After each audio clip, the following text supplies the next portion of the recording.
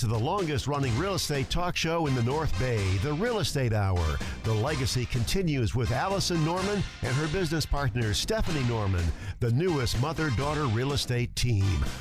Good morning. Happy Sunday. Good morning. Good morning. It is, August 17th? We're getting through August pretty quickly here. And it's hot. It's been so hot. My goodness. After an unseasonably cool summer. But it's kind of what to be expected with August. It's always, it's funny because everyone, always goes, oh my gosh, what it's is getting this hotter. heat? What is all this? It's like, this is what happens in this part Sometimes we even get hot falls. Well, not sometimes, a lot of the always, times. And we forget about it. Yes. Like, even in like October. It's October. Why is it so hot? It's like, it's always been like that. It does that here. It does that here. Yeah. And it's always when school goes back. Oh, yeah. The kids going back really to school. Hot. Yeah. And, I just remember, even when I was younger, when I was in school, and we'd get all the new clothes, and it's all the fall and winter clothes, right? Yeah. So, and then it's like 100 degrees. It's like, okay, we can't wear all our new clothes because it's for the winter. What is this? Yeah. Anyway, so get ready for it, and it's going to be hot according to, I don't know. I actually wasn't listening to the weather just now, but it was, the weather I heard earlier said it's going to be, Wednesday and Thursday, like super, like 100 Were you paying attention, Joe? And then a little tiny bit cooler Friday, Saturday. And then hopefully, I don't know. It's good. By then we'll be used to it. And then Joe has. I look at my trusty phone. Right? And it's supposed to be around 90 Wednesday and Thursday. Oh my goodness. Oh, okay. I heard at least in 100, Santa but yeah, Rosa, good. but, Yeah, you get into the inland and up north. Mm-hmm. Well, no, 95, 94. Okay. All righty. Well, yes. Just prepare. Welcome back to school. Right? Welcome back. Hope you have AC. Hope you, yes. I know some of the schools don't have I remember AC. school not having AC. Anyway, enough of the weather. So get out and enjoy the weather. There's some fun things going on today. There is the... there's the Katati Accordion Festival. It's 30 plus acts, including cumbia, polka dancing, and Zydeco party, jazz, rock, gypsy, western, and French food and drink and more. That sounds fun. Yeah, and that's at downtown Katati. Yeah. And that's 9:30 a.m. to 8 p.m. There you go. And that's at that nice park down there, and it's always nice and shady, and it'll always a good fun event. So that's looking forward to that. There's boating at the barn in Petaluma. At the barn, Petaluma. Come check out one of our kayaks or canoes, Petaluma River. I don't know where exactly that is because I thought they did it at the turnaround basin. So there's some. Anyway, check it out. So all of the information that we talk about here is on Happening Sonoma County. Yes, thank you, Happening Sonoma County. Yeah, so just Google that, or it's Happening Sonoma. Happening Sonoma County, .com, I think. And they have it on their page on Facebook is really good too. Happening a Sonoma lot of County. fun stuff, and you can just click on a calendar date, and there it is. There was a couple other things I saw that looked interesting. I mean, all of the summer things, night at the movies and the party in the park and all of those things they're getting ready to wrap up. So usually by the end of August, and school goes back. So here's Jazz in the Plaza at Petaluma today. There was something else I saw. Oh, Montgomery Village has a Summer Sundays music series. Second Street Band will be there from 2 to 5 p.m. today. And then I saw something at last night. Sorry, I'm going through this. Sunset concerts at the Inn at Occidental. I mean, there's just a lot of fun things to do today, and get out and do so. Especially if it's in the evening. It's been really warm evenings. It has been, yeah. Live at Juilliard Park too. Yeah, the warm. The one thing I like and appreciate about the really hot days is that you get the nice warm warm breeze, nice sit outside, enjoy the evening.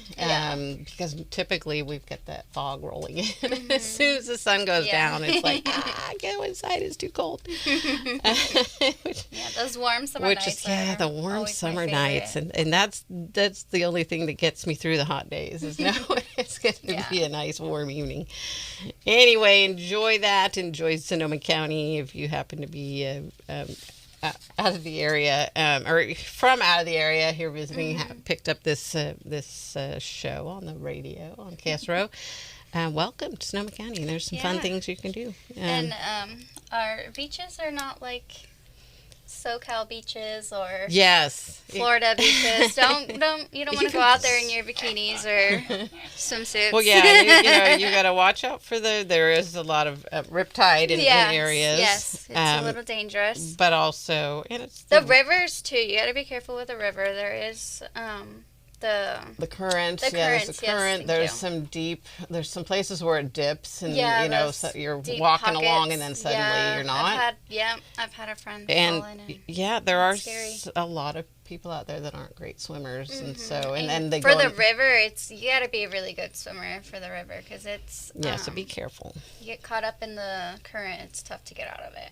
Right. There was something I was watching on the news. I think it was on ABC 7, but they were talking about life jackets, and there's a lot of counterfeit. They were calling them life jackets that aren't certified safe. Oh, yikes!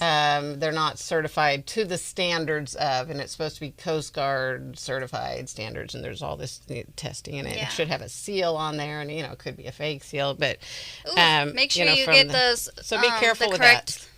Life jackets. Yeah, life jackets will save lives. Yes, and definitely. Wear them when you're out careful. in your boat and out in the river. I remember my kids. I mean, I'm sure they weren't certified, but the floaties, the little arm floaties. Oh, yes. Even when you guys, could swim.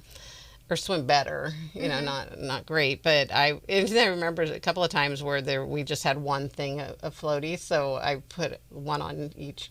Yeah, I was with a friend.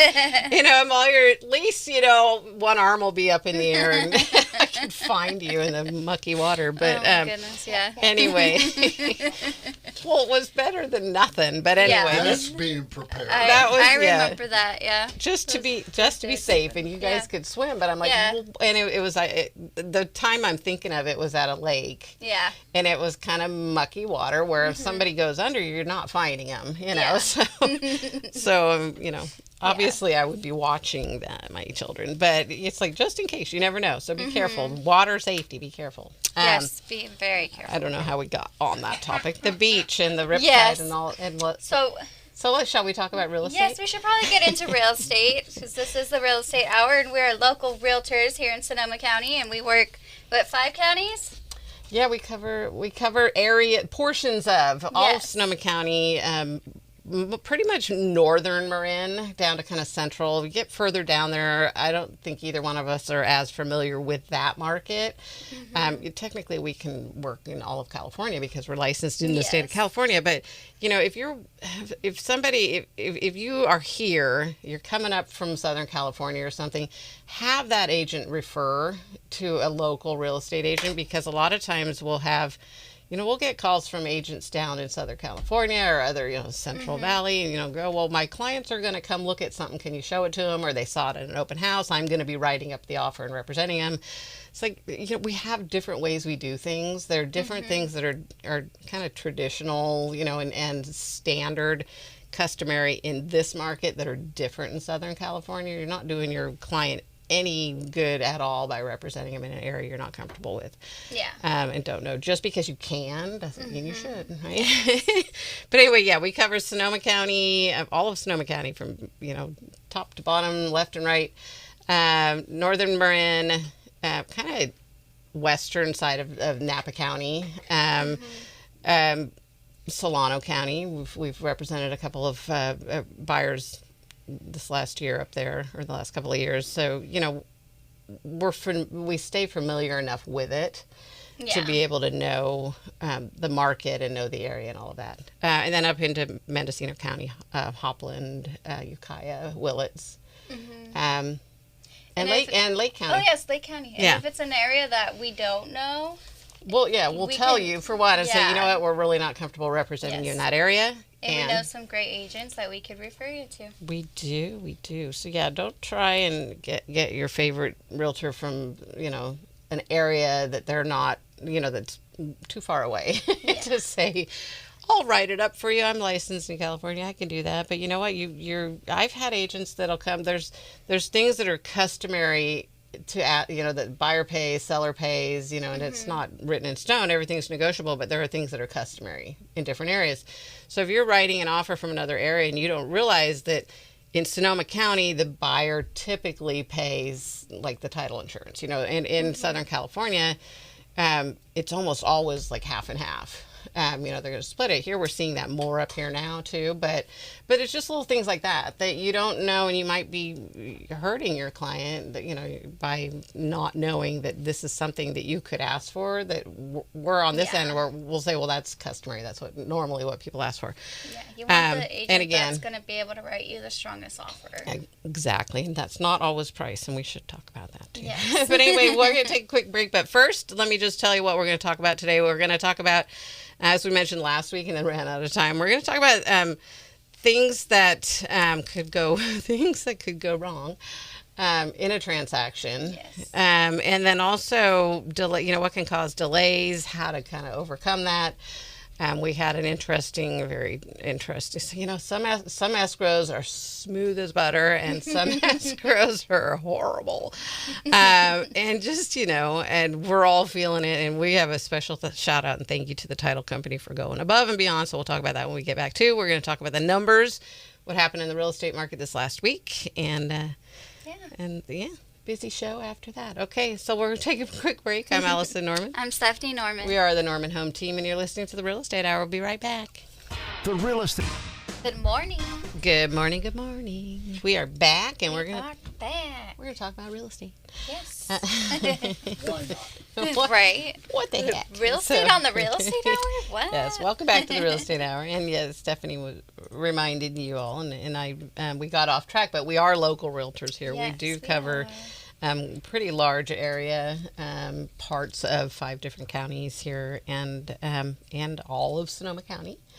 And happy to help you with any of your real estate needs, even if it's just a question, even if you're not going to sell for 5 years, but you really want to start thinking about what should you do? Should we remodel our kitchen? Should we redo our roof? Should we put in air conditioning if we don't have it? All of those questions, hit us up with them. That's what we do. Hit us up with those questions. and that's with no obligation to work with us. We're more than happy to help you and just give you advice.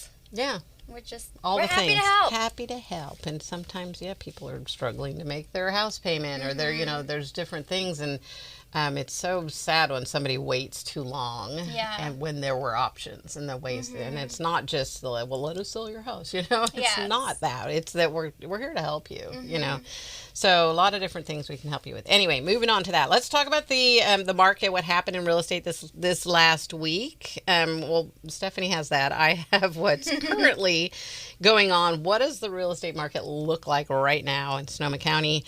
Every nook and cranny. And this, again, we tell you every time you listen to the news and you're going to hear the national news and or you read about it and it says what the median home price is nationwide, and that includes every single state, every area, every little back road, place. And you're it's a good way to look at economy wise what's happening in real estate, but not your little part of the market. And same goes even for California and Bay Area because totally. It's a whole bunch of numbers and then they say here's the median for California or for the Bay Area. Whereas that Bay Area you're gonna get like San Francisco, Marin, you're gonna get Concord, you're gonna get all the things. And so anyway, it's good to watch, but definitely. Looking at Sonoma, and then again in Sonoma, you want to narrow it down, too. We're giving you a picture of all of Sonoma County. So this is what Sonoma County looks like. It isn't what west side of Petaluma looks like. It's not what Bodega Bay looks like. It's not what, Cloverdale looks like. It's not, and those are all areas we cover, but, and it's not what Fountain Grove looks like. It's not what Northwest Santa Rosa looks like. You know, so it's very, real estate is so specific to area. Definitely. And to neighborhood, and sometimes even just little community, you know, that things sell for a different price. And that's what appraisers are looking at. But anyway, we're giving you the whole numbers of Sonoma County. It's good to keep an eye on the health of our county. And if you're wondering your specific area, we can help you with that and give you the numbers for that specific area. Right. But right now, we're going to give you Sonoma County. All of Sonoma County. So, and then we like to keep an eye on it to see kind of what our market as a whole is doing. So single-family homes currently active on the market right now. There are 1,079 active single-family homes. Median price for those active on the market right now is $1,095,000. You know, that number has been, it's actually down a little. It was $1,099 last week. It was $1,141. But to put it into context, you know, the beginning of the year, it was like, I think it's the beginning of the year. It was like, here, I have one page here that, and I didn't have a date, but it's like 520. 476. So this was Christmas Eve. 426 active.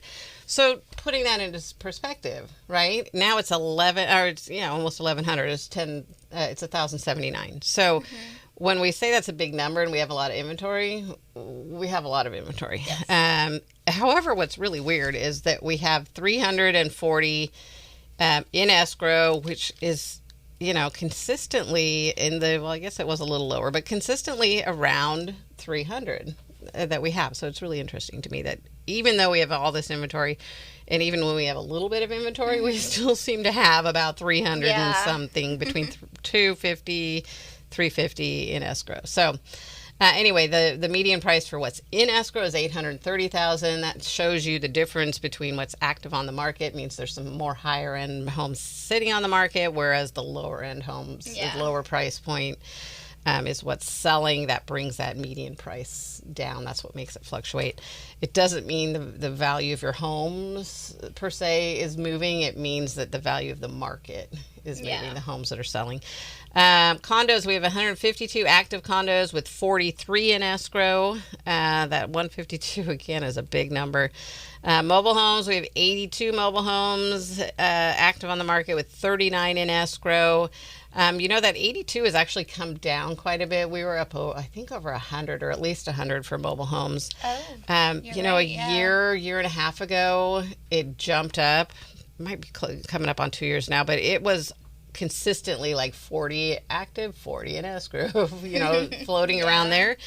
All of a sudden we went up to like 100 mobile homes and still like 40 in escrow. So that mobile home market has actually cooled a little. It's still high though. That's a lot of inventory. Multi-units, there are 93 active multi-units with 24 in escrow. And then land is another one that's just a big number. It's a top 300 where it hasn't in quite a while. It's 333. It's been sitting at above 300 for the last few months that we've been reporting it. And this is buildable residential lots and land. So whether it's an in-town lot or, you know, acreage out in the country, there's 333 active and 27 in escrow. Which is pretty normal, right, for land to sit on normal for land. For it's just a bigger number than it has been. Okay. And that 27 in escrow is pretty consistent. So I mean, back that number I was looking at on Christmas Eve, there were 280 and 28 in escrow. You know, so it hasn't gone up as much as the single family home market has and the condo market, but it is more. There's more inventory in land, and it does take a long time to sell. Just the other day, we were driving through Fountain Grove, I think it was, and realizing that there's still all these burn lots that are for sale. There's a lot of lots for sale. Yeah, a lot of lots. There's a lot of lots for sale still from the fires. So it's just there's a lot of land out there. So the good news for you is, as a buyer, is there's a lot to choose from. There's a lot of land. There's a lot of lots to choose from. There's a lot of lots to choose from. Lots of land. There's also, you know, sometimes a buyer might do owner financing on a lot, and sometimes there are lenders that will do. There's a lot of misconception that you can't get a loan on land, but you can. There's a lot of lenders that will loan on lots. a lot of lots. Anyway, okay. Do we have time, Joe, for Stephanie to do the... Okay, good. Okay, so perfect. Stephanie's got We'll go through this quickly. We have the Sonoma County Market Snapshot for single-family residential. So for new listings, and this is from last Sunday to today. So for new listings, we have 116 with a median list price of $890,000. Back on market, 20. Price reduction, 86. In escrow, 91. Pending, 57. Closed, 94 with a median sold price of $850,000 with 61 days on the market. So congratulations to all of you who either bought or sold a home from this last week. Yeah. It's a big process. It's a lot. You did it.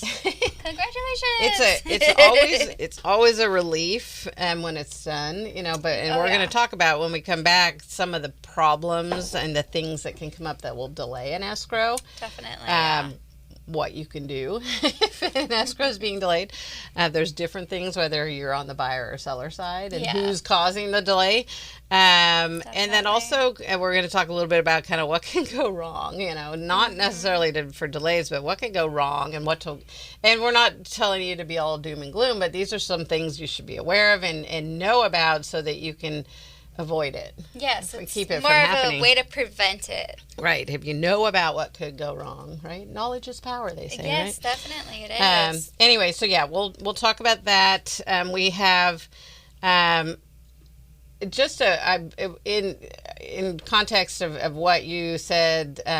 Congratulations to everyone that closed, and the fact that it takes a village. It really does. Yeah, you don't realize there's agents on both sides. Involved. There's title company. There's a lender sometimes.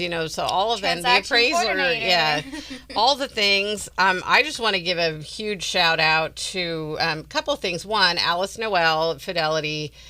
Retired, so congratulations. 40 years as an escrow officer, and she was my first escrow officer, the first couple of escrows I closed. And then her longtime assistant, Tamara Perry, has now stepped into the escrow officer role at Fidelity, and she was 15 years with Alice before that. She did, and we'll talk about when we get back, such a good job. We had a really challenging escrow. She got it done, and it just makes you remember how hard they work and how important they are on that side. So they really do. We'll talk about that when we get back more. I'm Allison Norman. I'm Stephanie Norman. We're the Norman Home Team, and you're listening to The Real Estate Hour. We'll be right back. Now, here are Allison and Stephanie. Good morning. Good morning. Happy Sunday. Happy Sunday. We're back. It's August. What is it? August 17th already? August 17th. Yeah. Good Where grief. is the time and going? shout outs to my son, your brother, my second born child. August 13th was his birthday, and then my sister's birthday was yesterday, and and then my firstborn child. Not this one sitting next to me. She's my third. But anyway, her birthday's the 24th. So congratulations on your birthdays. Congratulations on being born. While you're doing birthdays, my wife turns 65 on Wednesday. Oh, so my happy goodness. Birthday to her. Happy birthday. And I hope I don't get in trouble. I know. You're not supposed to say the number. That's okay. Well, that is a big one. Wear it proudly, yes. It's awesome. She does. I don't care. It's a number. It's just a number. It's just a number. Yeah. I always think it's funny when people say, "I'm not going to tell you my age." It's like, it's just a number. You're as old as you feel, right? In that case. Or as old as you feel on a good day. As old as you want to be. As old as you feel on a good day. Anyway, okay, so we covered the market. We're gonna. And I was talking about, and I just want to give it the time it deserves. So, Tamara Perry over at Fidelity. Congratulations to her. She is now an escrow officer after 15 years of working alongside Alice Noel. And we use a lot of different title companies, and a lot of times I try and, if it's like somebody up in Cloverdale, I'm going to try and open escrow in a Cloverdale office. If it's in Lake County, we're going to use a Lake County office. however, when we can, I like to, I love working with Alice, and sorry that she retired, but I'm glad she retired. And it's nice that when somebody steps in that you can trust and know they're going to get it done. But she really went above and beyond. It was a very challenging. We changed buyers several times. Yes. It was a husband and wife, and then it was, well, actually, it's just going to be the wife, and then it's like, well, actually, it's going to be this is somebody else that's representing that's helping them out, and we added them in, and then we said, oh, well, actually, we're going to put it in a trust. So they put it in the trust. So, I mean, we did all of this. And in a real estate contract, you are allowed to assign a contract to another. There's actually verbiage in there. You can take it out and say, well, we don't want to allow assigning.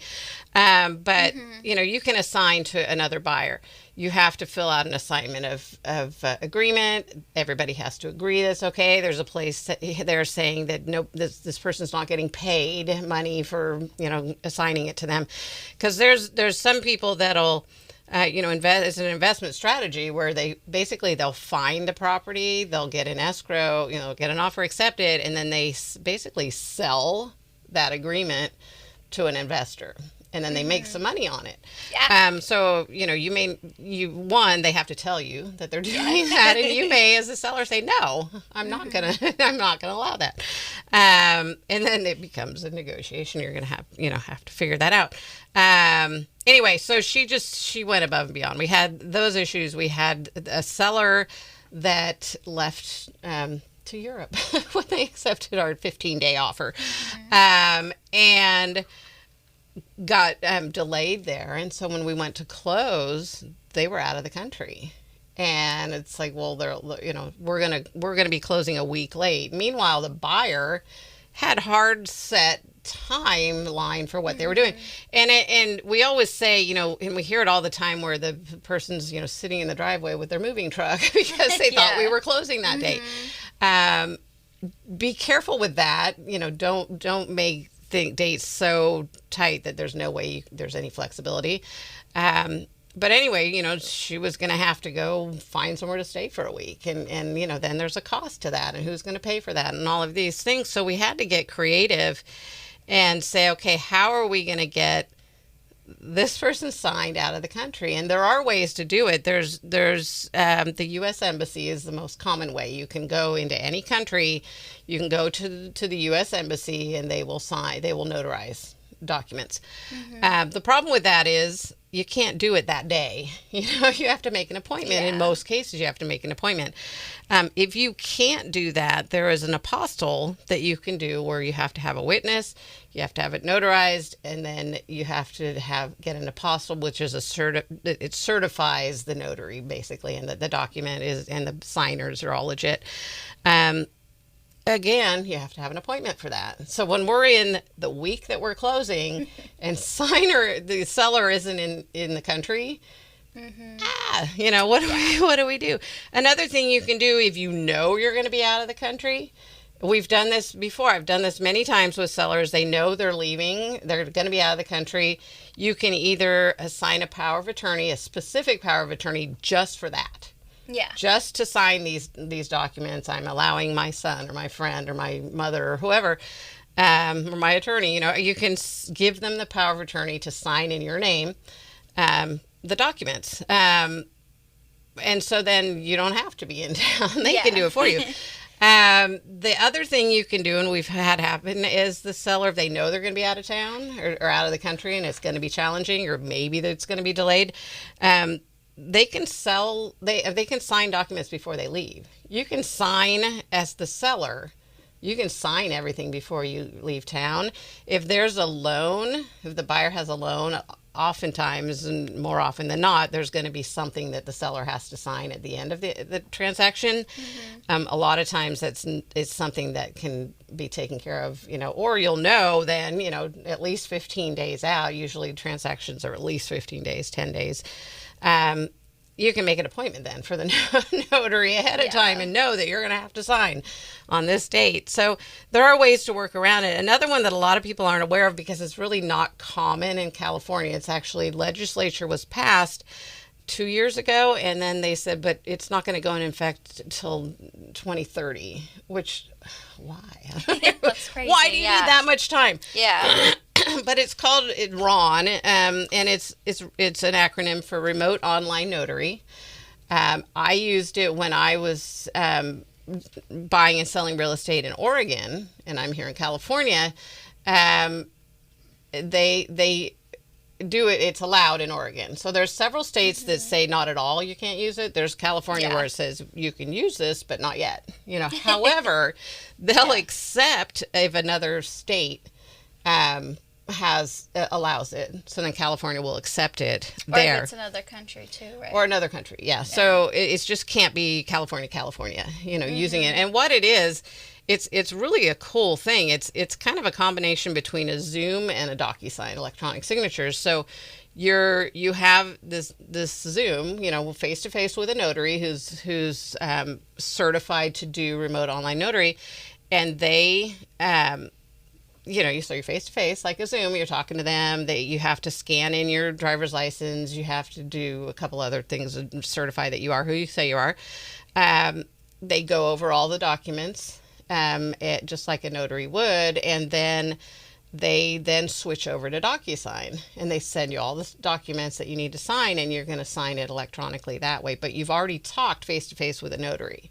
Yeah. So it's really, really cool, and I'm looking forward to California being able to do it all the time.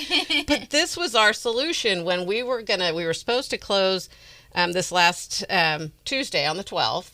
Get a call from the agent saying, actually, they're not going to be back in the country. They can't get an appointment with a notary. They can't get an apostille. And by the way, in the apostille, it depends on what country you're in, because it has to be a country that recognizes the Hague Convention. And I'm not sure what that is, but I just note it's not every country. But anyway, so they said, well, they're not going to be back till the 14th, and then they can't sign till the 15th, and then we probably won't be able to close until the 18th, which is almost a full week after we were supposed to close. And it's not unusual for an escrow to go long and things to happen and there be delays. But this was, like I think I mentioned last week, we don't like to take no for an answer. There's got to be a way. Yeah. And not that we don't like to take no, but we don't like to, until every avenue has been discovered or investigated. There's got to be a way, and so I remember doing the Oregon thing, doing what about that Ron, that, remote online.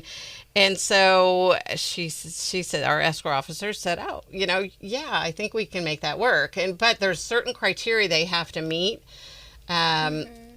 And they have to have a computer, they have to have internet, they have to, and they were in an area that may not have had that, so she said, I'll have to check. And then she had to get management approval to do it and had to get all these things, but she did. And it worked. And then everybody has to sign something saying, yes, we agree that we're okay using this remote signing, not a typical signing, but we're okay to make it work. And so that was a little of a delay getting everybody to sign that. But we made it happen, and that's the amazing part of it. It's really cool, and sellers got their money being out of state. They didn't have to come home. They didn't have to rush to the title company. They didn't have to do all these things to make it happen to get us closed. And the buyer got to move in when we were 1 day delayed. So, which is very normal for there to be a one day delay. It's 1 day.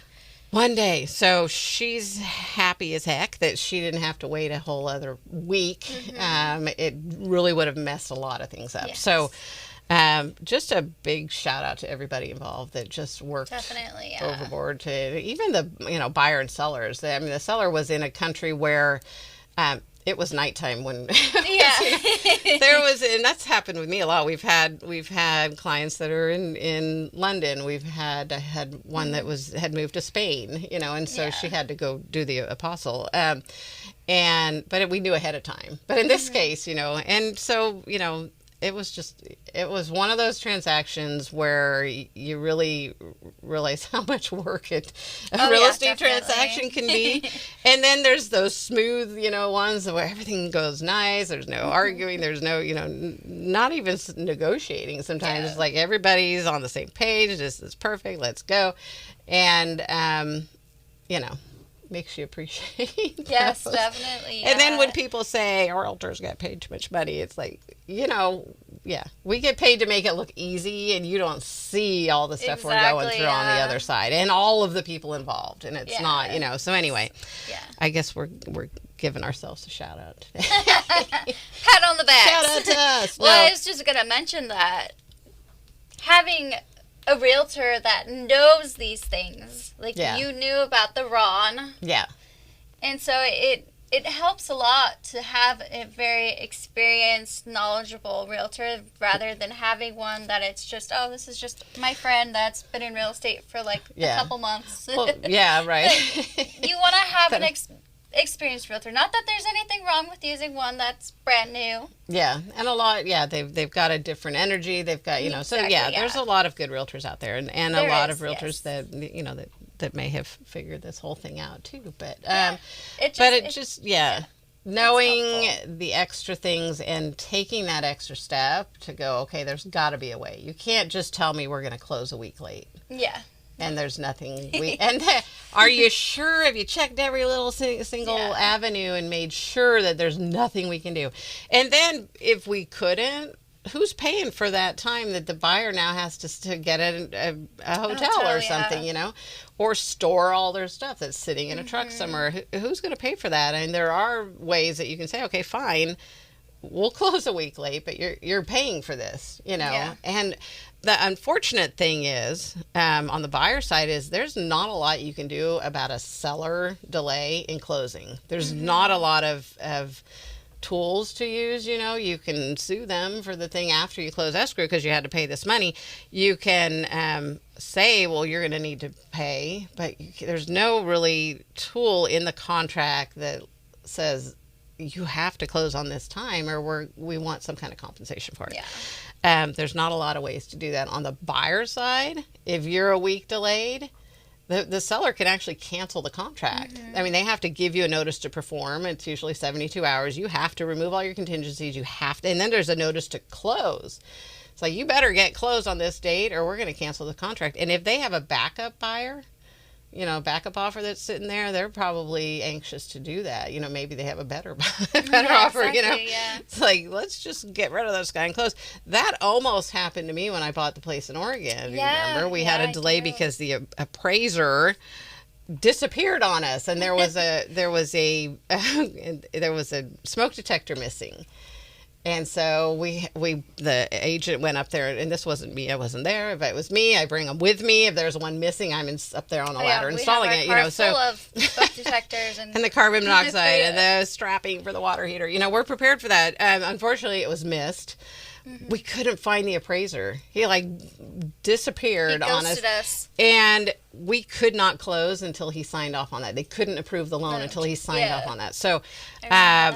And they said they had a backup offer, a cash backup buyer. And they said, you know what, we're going to cancel this contract if you don't close tomorrow. Well, you can't do that. You can't just cancel the contract. And yes, you can. In Oregon, you can. I had that's why you shouldn't do real estate outside of your area of expertise. And every state is very different, really different in what the rules are. But in Oregon, you could just cancel. Say, you didn't do this on this date. You didn't remove your contingency on this date. You didn't put your deposit in on this date. All of these things, they can just cancel your contract. And I was shocked to find that out. I didn't read the contract thoroughly enough. And thankfully, we made it happen. And, but in California, you have that safety. You have that 72 hours. And unless it's written differently in the contract, you have a little bit of time, a little wiggle room to say, okay, we better get everything done so we can do this. Anyway, we're going to take a quick break. Those are some ways that you can sign if you're out of the country, if you're planning on going out of the country. Just, communicate with everybody and say, this is what's going on. We didn't find out until the day before we were supposed to close and say, we have a problem. I'm all, what? What do you mean we have a problem? Anyway, let's take a quick break. Come back. We're going to talk about some things that can go wrong and how to avoid them in a real estate transaction. I'm Allison Norman. I'm Stephanie Norman. We're the Norman Home Team, and you're listening to The Real Estate Hour. We'll be right back. Good morning. We're back. Good morning. It is the Real Estate Hour here, August 17th. Sunday morning. Get out and have some fun today, but stay cool. Yeah. Oh my goodness. Stay cool. It's one of this times where we wish that we had air conditioning. I know. However, I don't know. We do okay. I am perfectly happy without it. Well, yeah, and yes, we've figured out ways. We get that nice cool, except for on these really hot evenings. But even then, it eventually cools down. Yeah. You put that fan in the window that pulls all the cold air, and it's like it's I woke up this morning freezing, so yeah. I was actually cold. And last then you close night. all the windows, and you get your. Joe, do you have air conditioning in your house? No. Yeah, see, I mean, it's a pretty common thing here in Sonoma County to not have an air conditioner. It depends how far you live from Santa Rosa. I would guess as you go north, there's some more air conditioners. Probably, yeah. So, maybe. I don't know. But anyway, or east. Yeah. To Sonoma. Yeah, although I lived in Sonoma and I didn't have an air conditioner. So. Do you put the fans in the windows at night, Joe? Not too often, but we have the last couple of nights. Yeah. It's a really good way to cool the house down. It is, And then Anyway, so stay cool today. Hydrate. Yes. Be careful. Don't get out there and too.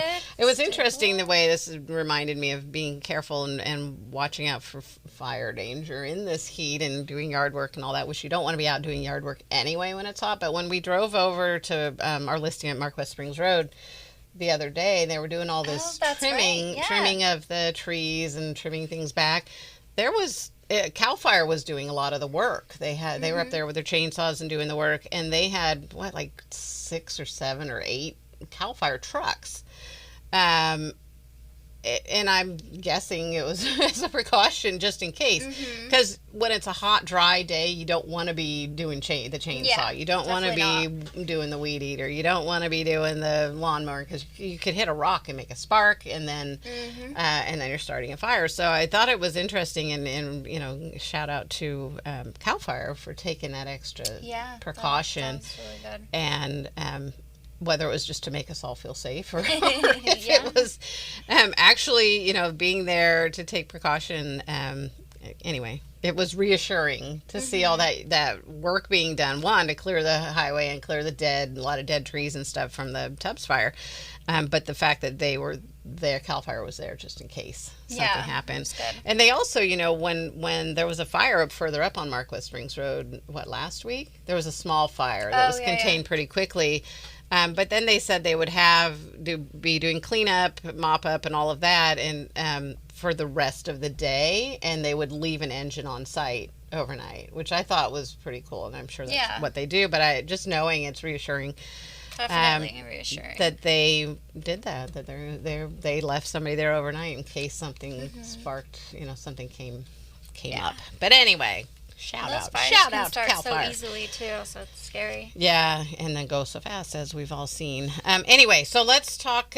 Switch back to what we were going to talk about is things that can go wrong, and we talk about a lot of things like if you didn't have inspections done ahead of time, what can go wrong. But things that can happen, we as often as we can, if it's all obviously it's up to the seller, but we like to pre-open an escrow. Especially if there's any if there's a trust, if it's the owner passed away and the family is selling it, there's a trust.